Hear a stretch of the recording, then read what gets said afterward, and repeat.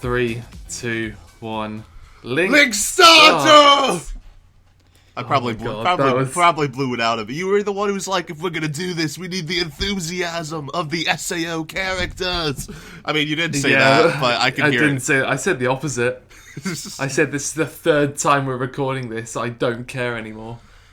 So today we will be talking about Sword Art Online Google Glasses, right? Yeah, that's a trendy reference. That was a trendy reference in 2012. Yeah. Okay, is the Google fine. Glasses even coming out Pokemon Go. anymore? Sword Art Online Pokemon Go. Yeah, that's a bit 2016, but we'll work with it. In an interview, Reki Karahawa specifically mentioned that and how it was similar to what he was writing. At a panel I went to in Melbourne as well. Like he was multiple people have been killed by Pokemon Go at this point, probably as much as the people who were killed by SAO. Yeah, I'm gonna say that is not a sourced claim by Matt right there. No. Well, let's see. No. 4,000 people died in the show, which is a ridiculously small amount, considering it was like a new game launch. Like, I still don't understand that. We were talking about this yesterday too. Yeah. If you want to talk about like a big game, say, I don't know, Overwatch level, that's 25 million people already, and... It's like SAO, dude. Why would only 10,000 people be like, yeah, I'll buy SAO at launch? Like, I don't remember if there was like a limit or something. See, that's why. It must have been because it was the first, faux dive virtual reality machine. The Nerf gear must have been the first of its kind, so it must have probably been really expensive. When they first released the Google Glass, the prototype of it, only 10,000 people had that. Dude, so. That was SAO. Those people are fucking dead. None of them got out. Google was able to hide it better. Maybe it was an early access sort of thing, like 10,000 people on the first wave. No, they released it to the public, but it just didn't kick off. I know, but don't you remember? Kirito was a beta because he jerked his dick, and he also got the beta and the alpha and all that. So that was the full game? I don't remember. We all watched SAO Ordinal Scale. Exactly, so it doesn't make sense. Let's stop the 2012 discussion, boys. We got the 2017 discussion now. SAO 2017 Ordinal discussion, Scale, let's go. Which was good. Yeah, not bad. It was okay. Probably the best thing from the SAO franchise. Except for Alfheim, but I don't understand why you like Alfheim so much. It's the worst part of it. I think everyone it makes no sense. It's just you have to be a certain... Why is she trapped in a You have to be cage? of a certain intellectual... Are you a sadist? You like to trap You have to be of a cages? certain intellectual level, Matthew, to understand why Alfheim is the best SAO arc. You'll never understand. No, it's just the first 14 episodes. SAO is the best SAO arc in the show. Why was Ordinal Scale good? Or okay? It was certainly a lot more, as you said at one point, a lot more quiet. Thanks for stealing my content. Yeah, that's the great thing about doing a third take of this you fucking can just repeat what podcast. Glenn said. No, they can't know. They can't know. Oh, this is our first time. Great to speak to you guys after a month or however long it's been. Yeah, because we never speak outside of AniPod. Yeah. This is the only time we speak. Yeah, this is just a job. Yeah. Support AniPod's Patreon. Thank you. But being completely serious, Ordinal Scale certainly has a lot of heart to it, and I feel like it's really celebratory of the original first season of the series. And to some of the second season too, though references to the second season aren't as they're more ubiquitous. fan-servicey than anything with the second season. But fan service not in an explicit sense. Oh yeah, it's like fan service. I feel like fan service is just another way of fan service is just a negative way of saying celebratory, because when I was watching the final scene by Nozumu Abe, where I literally just... Abe. He's not Abe. Yeah, I Lincoln. know, but I say Abe because this conversation props up. It's the same where I just mispronounce things all the time, because every fucking time you or Callum are like, yeah, it's Abe, and I'm like, I don't give a fuck. But you win every time. Yeah, I lost my virginity to that final cut and that final fight. And that final fight was really cool. Final fight is pretty. That great, was yeah. fantastic. I was was like definitely the gripping high the point of the sides of like the seats in the theater. I was like, oh, this is amazing. Now that's what I call Sakuga. Yeah, in my theater, people were pretty excited. Not as excited as, according to Matt's theater, but, like, I was just hopping up and down. Like, I was like, that's the Zubu. People went crazy for everything in my theater. You know, there's this one scene where a guy takes out a gun and he just, like, shoots a screen. People were cheering for that. What? It was kind of badass. I guess, but like it's something that we've seen before. I guess not in anime, but in live action film that happens all the time. I guess people are just happy to see that animated. It's just that character is just generally like seen as kind of emotionally weak, I guess. So it was just cool to see him do something that is just kind of awesome. I don't even remember that character. Where is he from? He's from the second season. He's kind of he works for the government. He plays more of a role in season 3. Which is apparently coming out. Well, yeah, it is. But yeah, Ordinal Scale, we should clear. I think that it's not just the animation that makes the final climax seem good. I feel like it's like a nice nod to the whole franchise. Despite even if like you don't really enjoy the franchise, it's still fun to kind of just nod back to it. It nods back to everything. It's fucking amazing. Like, literally everything. Everything comes back from the smallest like characters to the big ones. Even random characters that just appeared like for a couple of episodes that nobody could remember their name. And the part... Yeah, but the concept of the scene was pretty cool. It was really cool because it was just like all this unused stuff that could have been the original SAO just brought back through the movie. And Asuna, you know, even though it seemed like she was going to be a damsel in distress, and she was for part of the film, like actually came in and saved herself. Like, it was very good. It was I was so shocked. I was like, holy shit, Asuna is good, actually. I was so happy. It was like she learned from season 2. She was helped by super aids. What? I don't know what happens in season 2. There's super aids for like 10 episodes. It happens to people, you know. It's like, I didn't catch it, Callum didn't catch it, but just to be safe, Matt, I think you should stay away from SAO 2. Okay. We're probably confusing Matt so much. Mm-hmm. No, it's fine. That's a good girl, though. Matt should know her. Yeah. She's a good girl. What, the girl in Mother's Rosario? Yeah. And she kind of shows up in the final scene as well. So you probably saw. Matt. That's not a spoiler. No, it's not. Well, it is, but if I say it's not a spoiler, it doesn't make it a spoiler anymore. Dude, it's SAO. It doesn't matter. It's fine. Yeah, the ghost exists in SAO. I know, like, literally, the fucking guy who created the first one is, like, still alive, sort of? Like, who just, like, I don't understand. Who knows? Nah, he lives in the system now. It's like Tron. Yeah, it's just like everyone lives in the system. It's just like that's this way of just bringing everyone back, because Ricky Kara, not the best. He lives in the database. Yeah. Database. Yeah. What-oh. Stop, don't. I'd rather talk about SAO than Log Horizon. Just Log Horizon, it's all about tax evasion, as we found out. We talked about that so long ago on, like, Anifix. Holy shit. That was, like, episode 3 of Anifix. I mean, what's Anifix? AniPod. Yeah, AniPod. It's always been AniPod. Back to what you stole from me, Matthew. Mm-hmm. It is the parts of the quiet film. It's such a walk in the different direction of the entire TV series, because I would not call any part of the TV series like quiet, because like in Ordinal Scale there was just a real explicit use of silence, of no background music, just dialogue, and sometimes just no dialogue, sometimes just sitting there. Like, those moments tend to not last that long, but for when they did, it was actually really done well. And Kirito and Asuna's relationship, if you don't consider the other parts of SAO, was actually pretty good. Yeah.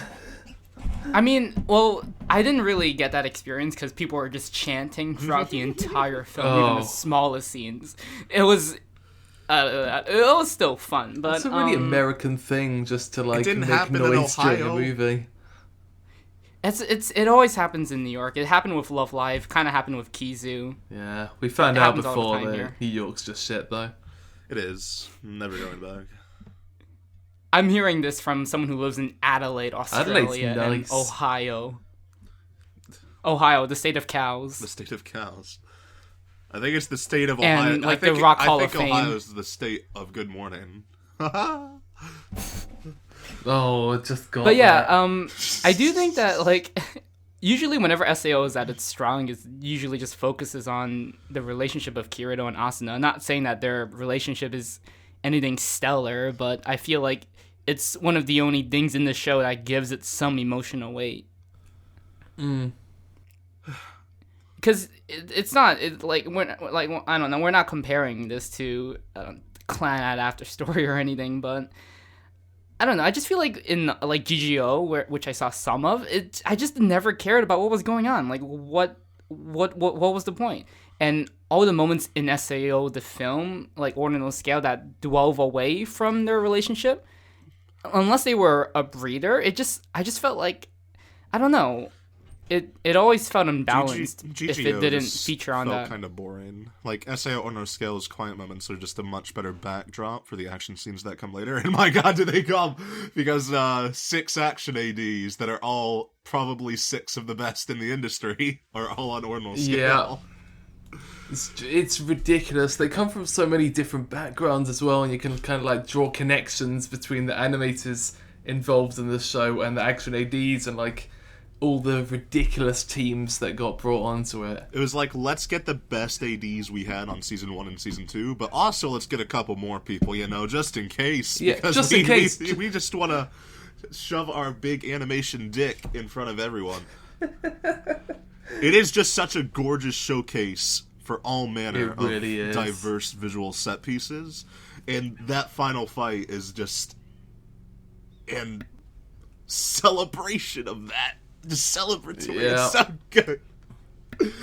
It's like we tried to record this last night and my audio fucked up. And now I'm still thinking about it because that cut is just so fucking amazing. I kind of need to see it again. I need to like The Abe cut? Yes. Or yeah. there were a lot of There cuts. was, There but were that, a lot that of final them. one The- was in- There's just one, I think, in the ridiculous. very first scene, in the very first battle scene, where the creature charges at Asuna and her sword just comes out and just no, that was cool. like the There's camera a lot of cool slices stuff. with her sword.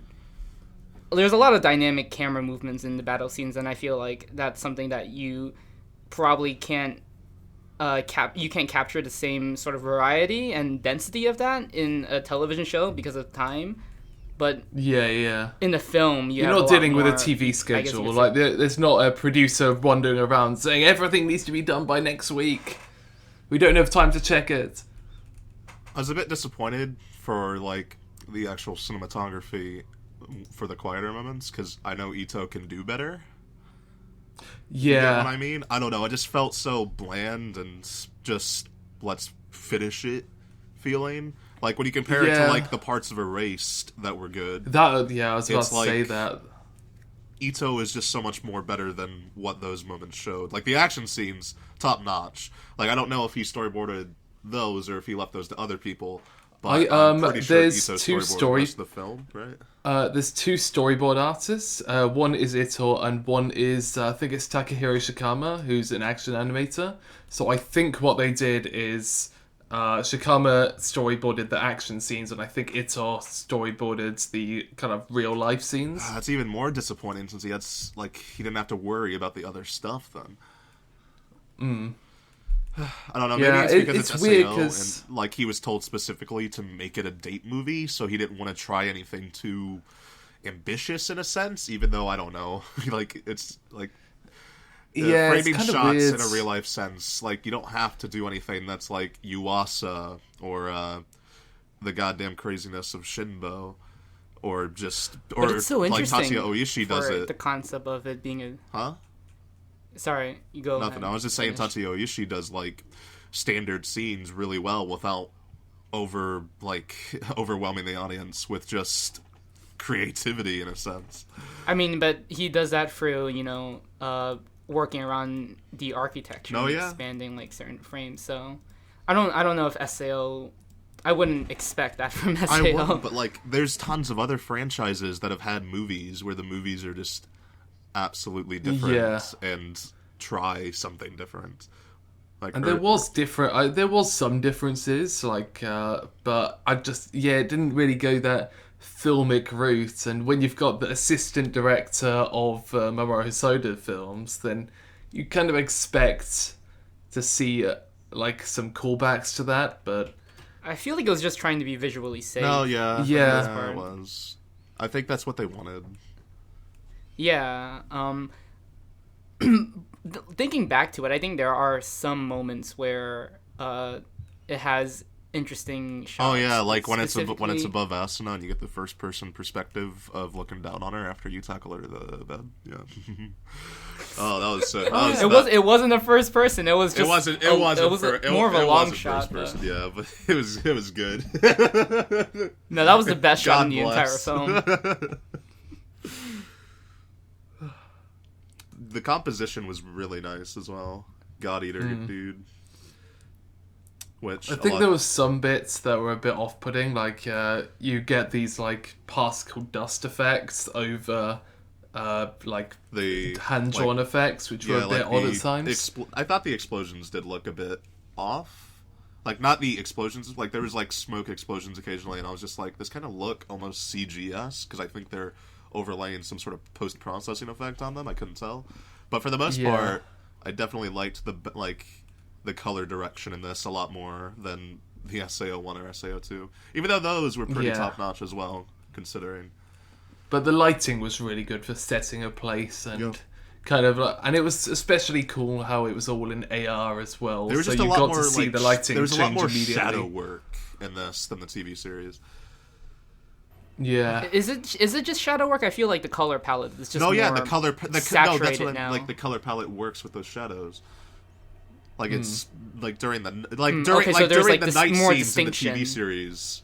Yeah, there's more distinction than in the TV show. Yeah, it felt more imposing in this. Like all of the monsters are rising. Yeah, like, but there is some level of atmosphere or like this sense of, foreboding scale whenever you whenever you reach the monsters. There's threat actually that I think was absent in the show. It's a really low level, but I think there is something there. There's more tension with how the sound editing just came in. There's one moment where when the film takes a 180 about Asuna's character, and that moment where the sound editing the bass just gets boosted really up and the audio kind of gets scratchy. I feel like that kind of stuff was more interesting, and I didn't expect to see that sort of experiment. I don't know if I would want to call it that, but it was a nice touch.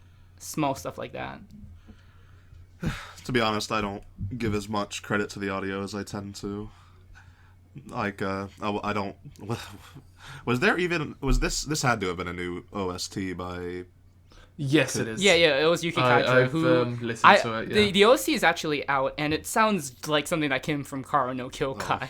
Parts like this weird moments where like there's a track like partway through where it will be entirely original, like new sort of sounds, new sort of style, and then it like kind of scratches a bit and then turns into the Sword Art Online sort of theme. Da da da da da da da da.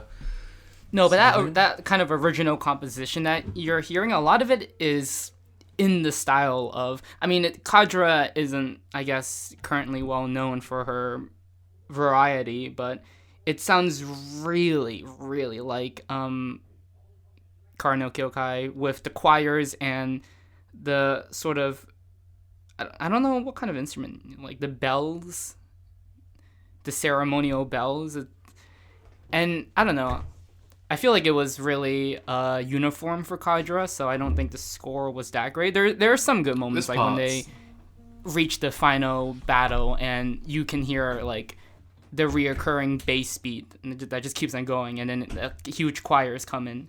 I feel like that set the sort of epicness that they wanted to do, and then you would have like the relative size of the characters and the monster, which was also enhanced the dramatic feeling. Yeah. Really liked Yuna's songs. A bit sad she...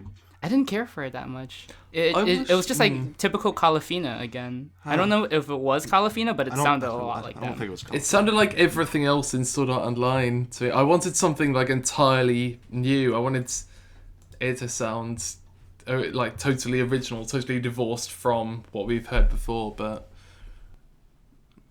I'm okay with it being the same. I don't think it really had to change. It was still SAO, and the fact that, like what we mentioned before, is very celebratory of what SAO is and was for the past 2 seasons. Having... Yeah, but it's celebratory because it amps up everything. I know.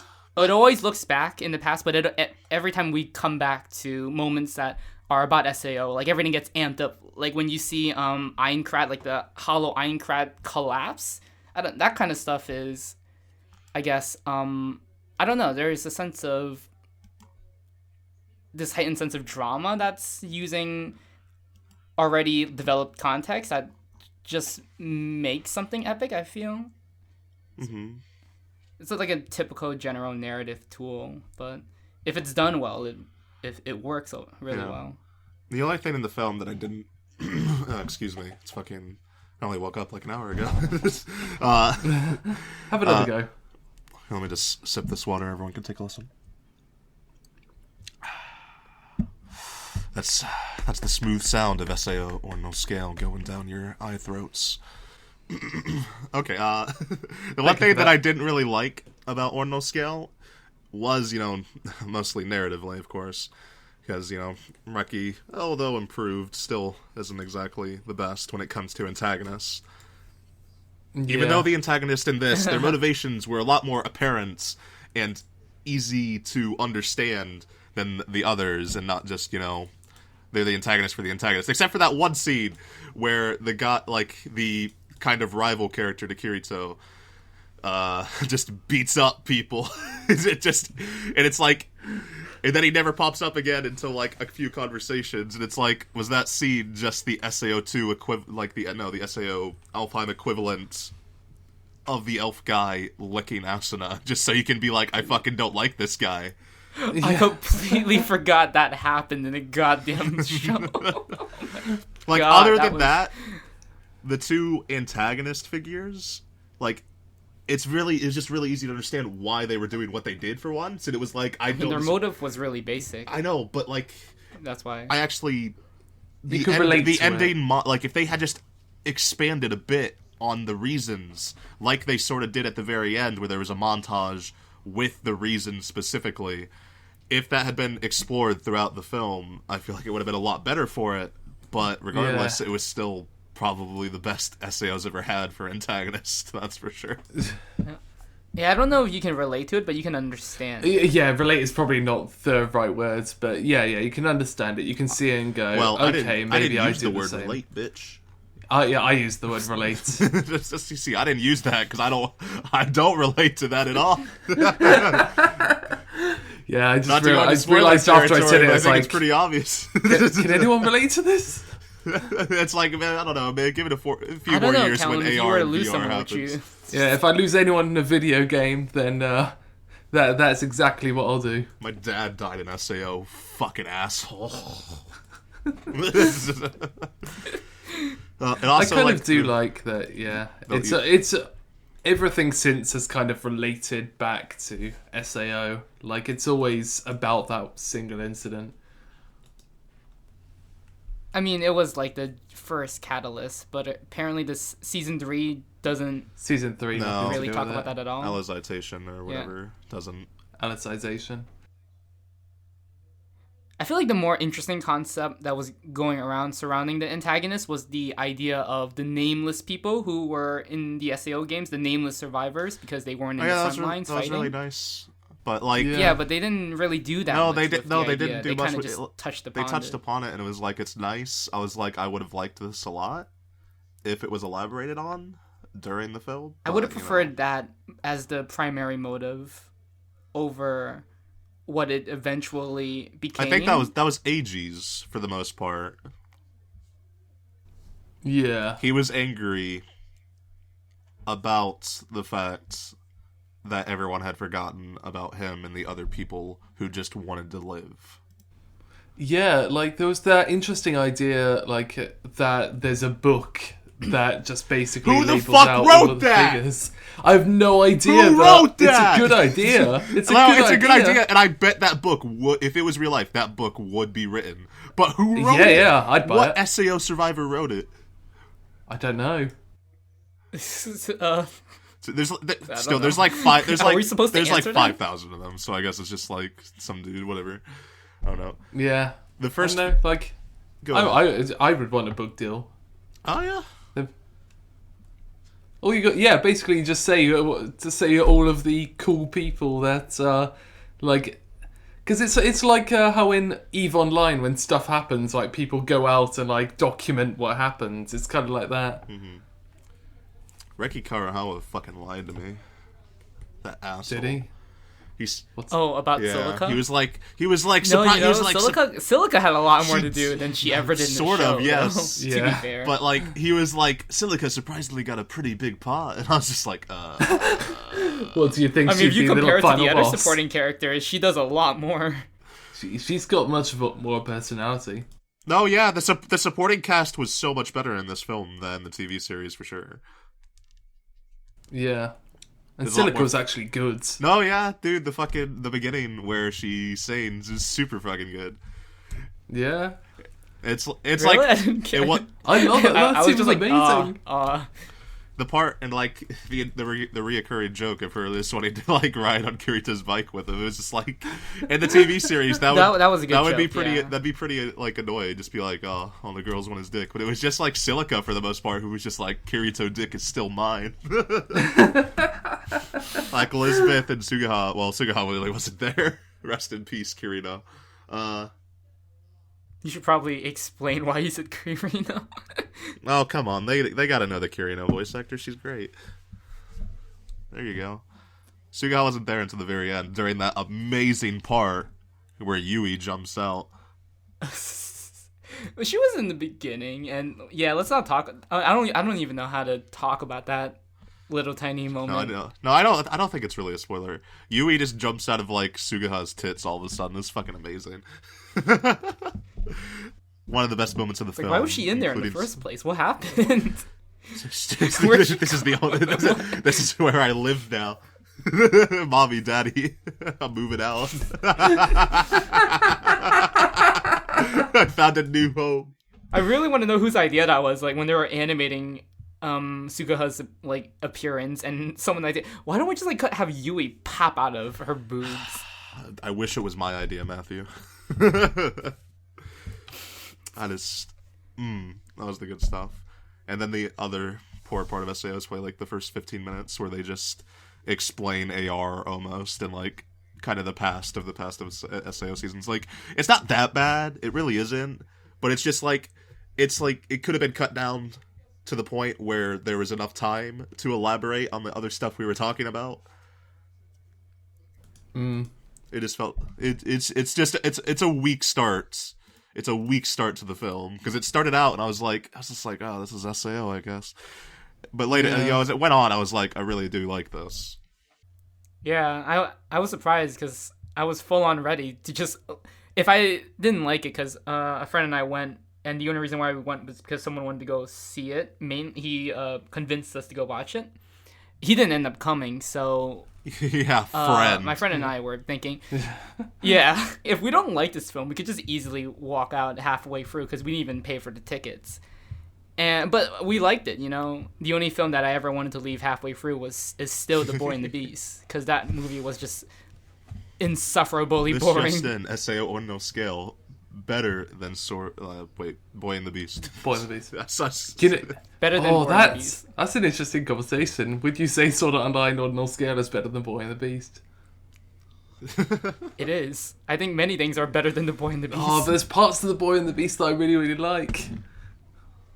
Are there any? There's I like only, the first only half. good part of it was. No, I didn't like any part. Besides maybe the whale coming and destroying like Shibuya Crossing for a bit. I was like, oh, that looks cool. But everyone was laughing in the theater when they saw the silhouette of the whale just like swimming through the streets. talking about Hosoda stuff, the ending to SAO reminded me of the ending to Summer Wars a bit. I watched actually. Summer Wars in so long. Kind but of. I'd say the ending to SAO was better. I should rewatch it because I like Summer Wars. It's a good movie. I mean, the ending to SAO is more rewarding because it has a lot more context to it than Summer Wars, because random people just kind of appear at the end of Summer Wars, so you're like, I don't really know any of these people, so there's nothing to it. I think that's why. Also, like, the ending to SAO is like a lot more animated and like a lot more better animated and more exciting. Yeah. People inevitably say, Goddamn like, explosion. you can't just focus on animation. Like, what about the narrative to it? But like, animation shapes how we see narrative and how it affects us. And that scene wouldn't have nearly been as exciting. Tons of examples. You can show me. Yeah. You can show me a. Like, everything by Yuasa is essentially Yeah, definitely. Like, you can show me a emotional scene that has been built up from the beginning since episode 1 to episode 12 from the last episode, and if that cut doesn't have any sort of emotion put into it, if it's not animated, why would I feel connected to it? Unless it was just done through some very specific framing that hides the animation for a very specific reason, which tends to not be the case for most anime directors, I'm sorry to say. It's not going to be as effective as even episode 1 of Plastic Memories, where the little girl cries, because that is life, it's beauty. Like, animation conveys that, and if it doesn't have that, why should I care? It matters so much. But you know, some people, when they watch an anime, they go in expecting like they're reading a book, you know? But at that point, Matt, you might as well just read a visual novel. I'm not the one who's critiquing with this sort of limitation. But you know, there are plenty of people who always talk about, if it doesn't matter if the visuals look good or if the music sounds good. It all depends on the writing. And I feel like you're just going on with the wrong medium. Dude, let the entire soundtrack be the SpongeBob SquarePants OP, and then tell me it doesn't matter.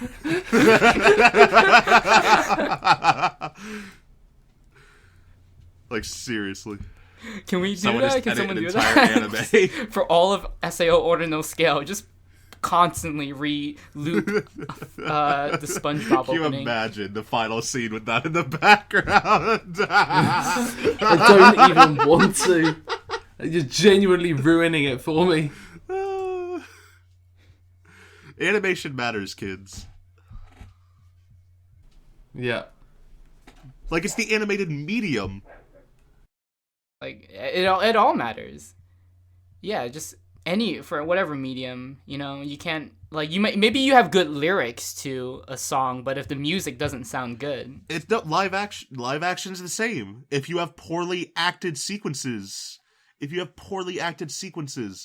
in a fucking live action movie, it's not going to be nearly as effective just because it was written well or whatever. It doesn't matter if it's not conveyed through the screen.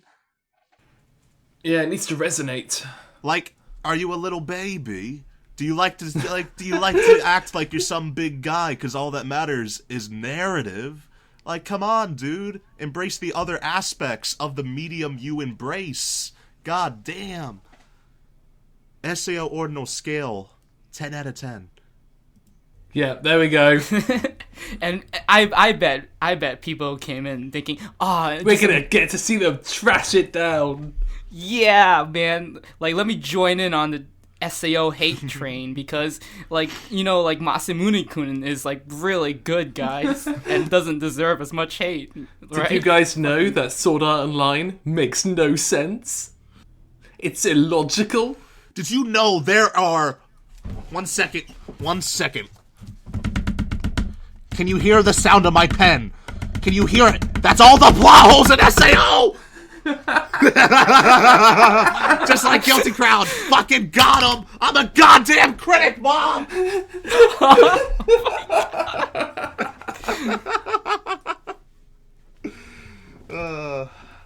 But seriously, my next YouTube video titled SAO is bad and here's why. Okay. And it's gonna be in 7 parts.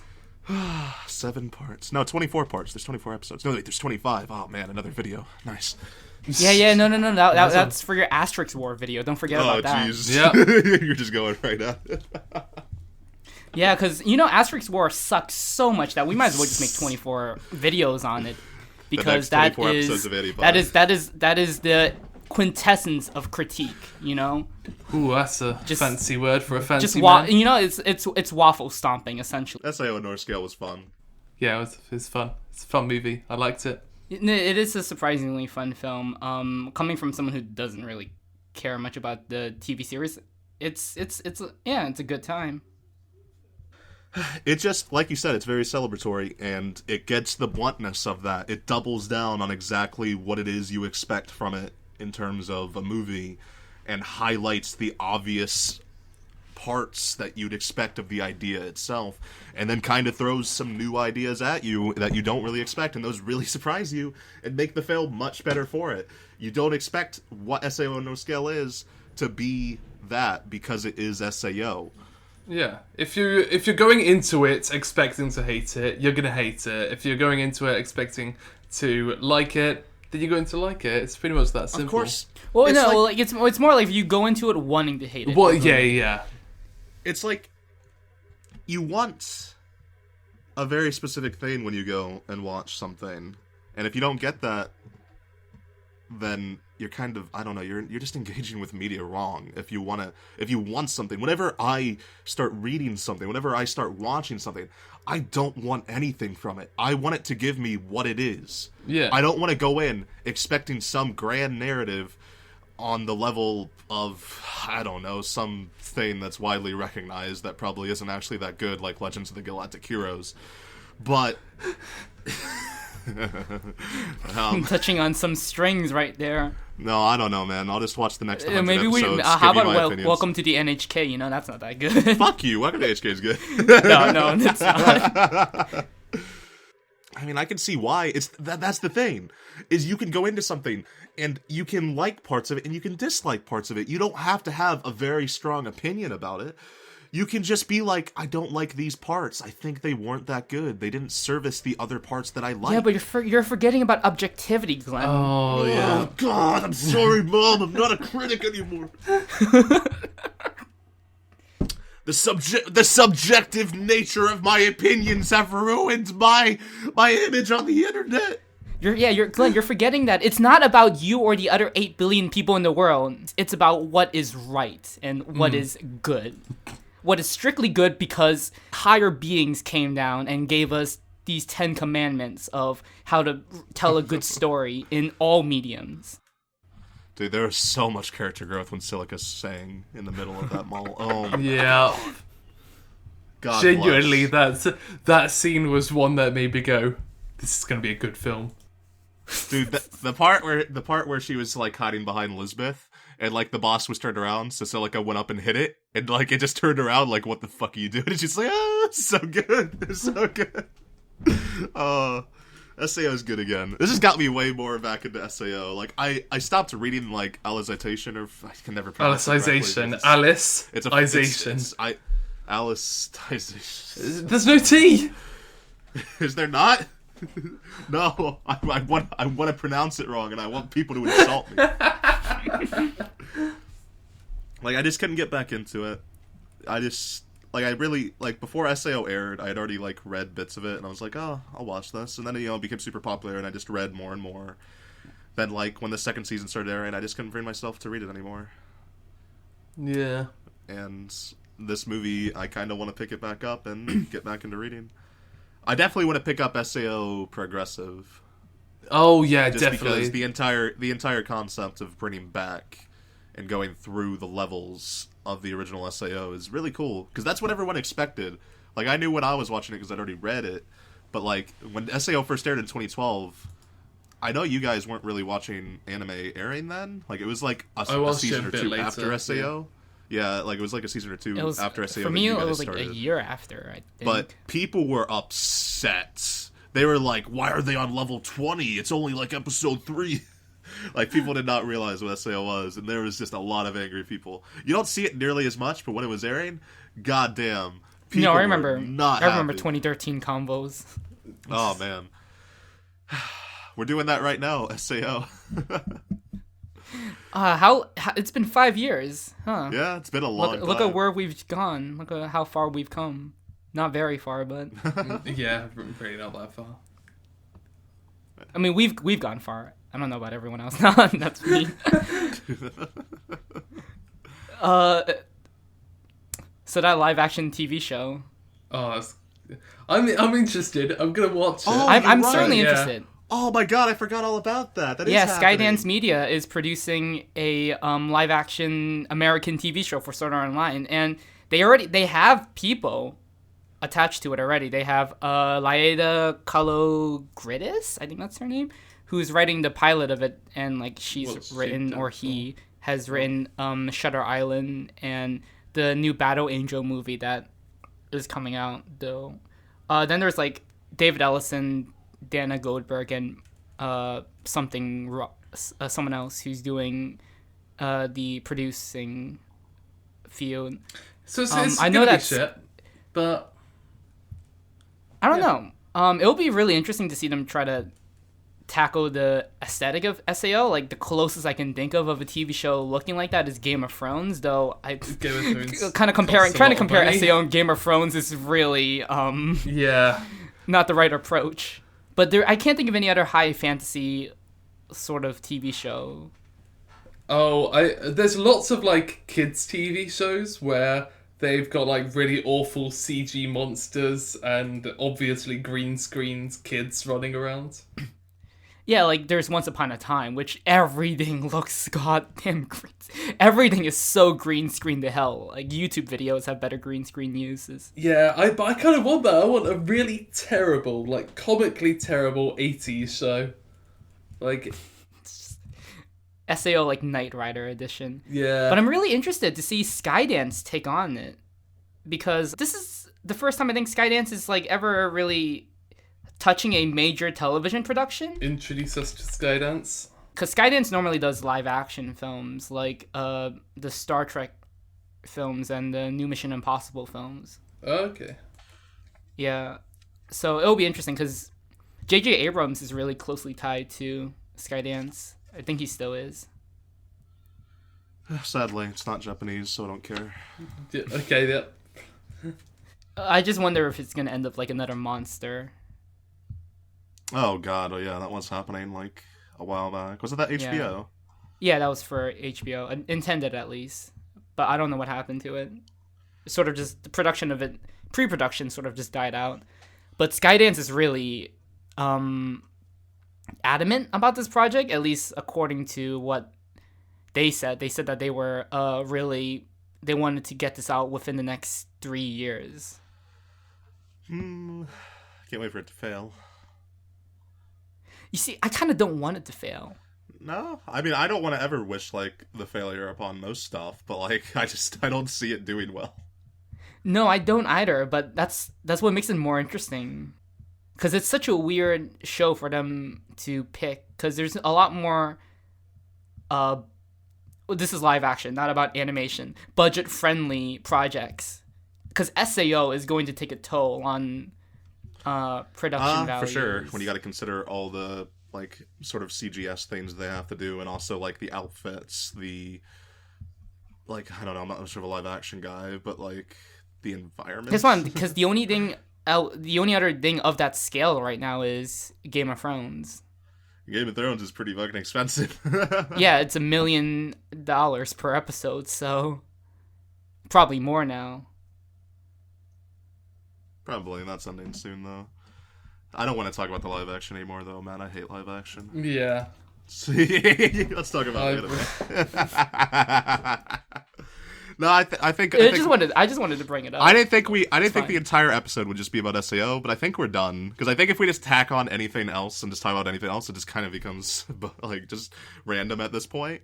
So I think we're at the end. Yeah. We've managed to talk about SAO for almost 50 minutes.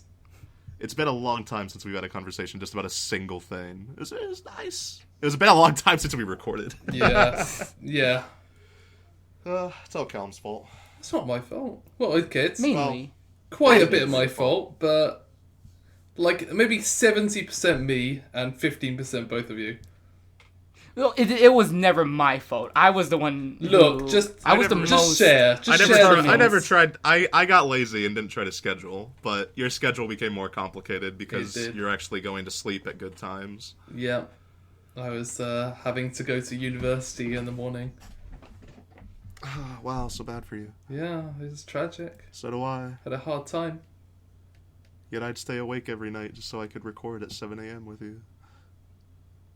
Every night? Well, every night I hoped. Any final things to say about SCO Ordinal Scale? Don't play Pokemon Go. It'll get you killed. Yeah. You lose. It's also not really. It's really not that fun. I don't know. I don't think many people are playing it anymore. It's kind of no. like There's still out. a lot of people playing it. Just it's not as transparent anymore. People were really into the hype, but I like how people thought society was going to change surrounding Pokemon Go. It did for a bit, though. Store coupons and all that. For a very We're small not to the amount of level. We're not to the level of AR that SA Ordinal Scale is. No, that would be really cool. No. I'd want to play that. That'd be awesome. Don't worry, the next Google Glass. Generation 2. Okay. SA Ordinal Scale. Good. Yeah, there we go. That's the final it's okay. verdict. Yeah. It's good. If we say good, though, people will try to understand what the good means and then kind of over-assume and then get mad at you. So let's just leave it at that. Well, you did say it was 10 out of 10 earlier. Oh, yeah, totally. Yeah.